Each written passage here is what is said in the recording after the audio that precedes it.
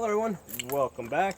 So today we're going to talk about the need for backup charging handles and buy them now when things are relatively calm, rather than when Democrats are like in the middle of talking about trying to ban this, that, and the other thing. So I got two charging handles here with a lot of miles on it. This one over here, there's a little catch over here. Well, that completely fell out. All right, so basically the roll pin fell out of this, and then who knows where the parts went flying. Okay, so basically I just changed it out. These things are like $10 to $15 cheap. And here I got another one. This one just broke just a couple of days ago, and you can see the crack right there, right? You see how that's got a crack right there? So you can see how that's bent. There you go, went right across. So that's probably at least 10,000 rounds on the gun that I was shooting with this charging handle. So I mean, yeah, basically it is a high stress point. As you charge. I mean, because it's not just that you use a charging handle to to put around the chamber or lock the gun open, but we're constantly checking if the gun is not loaded. So every time I put the gun down, before I put it down, I check it to make sure it's not loaded. Next time I pick it up, I check it to make sure it's not loaded. So I'm constantly working that charging handle. So something that gets a lot of use. AR-15s are not designed to be the most durable guns in the world. They're designed to be light guns that are very versatile for immediate use. Okay, so it's not it's not a gun that was designed so that you can use it every day and keep using it like 20, 30 years from now. It's a gun that was designed for immediate use, with the intention that, hey, when stuff breaks, you got plenty of parts available in order to fix your gun. So, I've done videos on this before.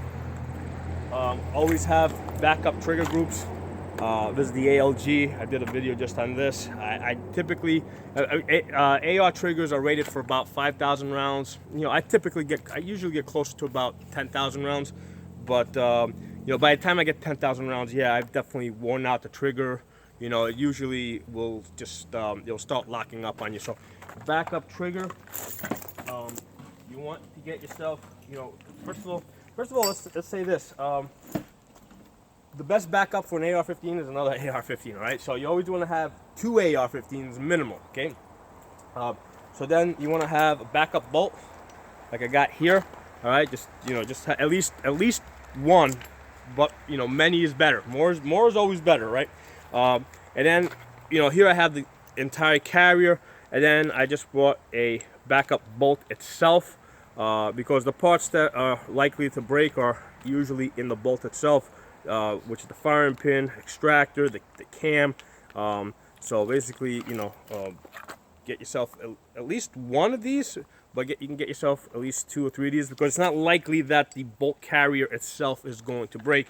It's more likely that the bolt and the things that attach to the bolt are going to break. Okay, so get a couple of these things. Get yourself a lost and broken parts kit.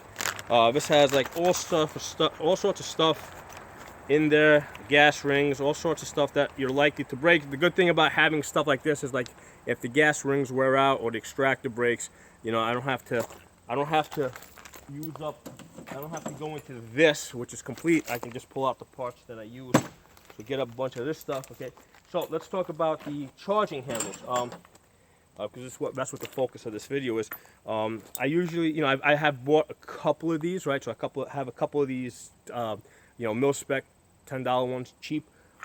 But now what I've been doing lately, because on some of my guns I've been using the magnifier behind the optic.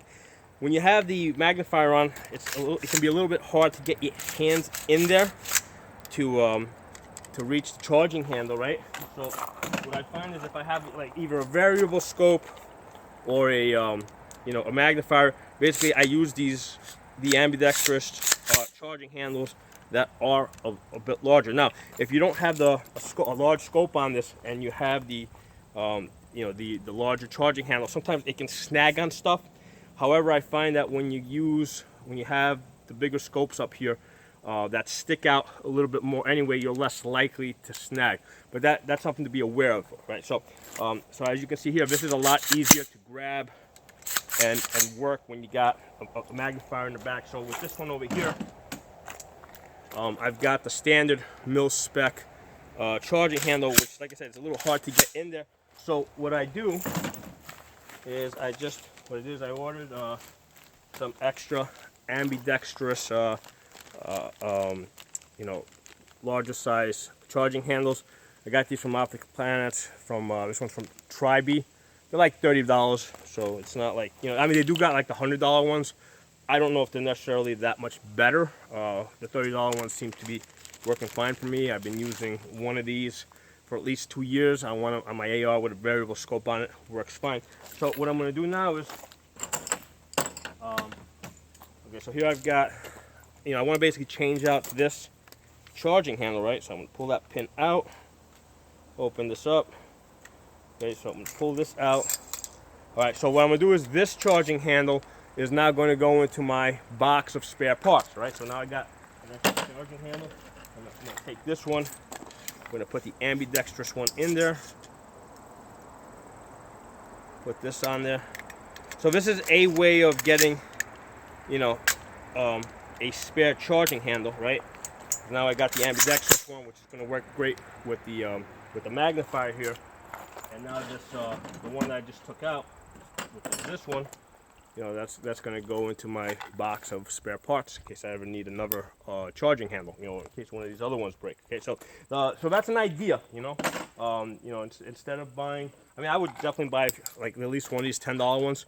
But if you're planning to put a larger scope on your AR, you're probably going to need a larger charging handle. So rather than just buy a spare one of these, you can get one of these and then use your original as spare. So hope this video was useful to you guys. I just wanted to give you guys a different perspective and basically some proof that charging handles break. I'm really good at breaking things. I'm a master at breaking things. That's like one of my special skills. So, you know, one of the things I tell people is, you know, when you want to get advice, you know, I mean, talk to lots of people, but also talk to the people that break guns, because people that break guns, you know, they have a very different perspective. You know, people that shoot guns a lot and break them are gonna come at things from a very different perspective. You know, one of the things that sometimes people say is, hey, why don't you just get an AK? I break AKs too. Yeah, it might take twice as long or 3 times long to break an AK, but eventually you will get there. The issue, like with an AR, let's say I break the bolt, right? I pull the bolt. Let's say the bolt breaks. I just pull that out, take this one, throw this back in there. Guns are up and running. With an AK, if you break your bolt, basically, you know, you can't just throw in another bolt and have the gun work.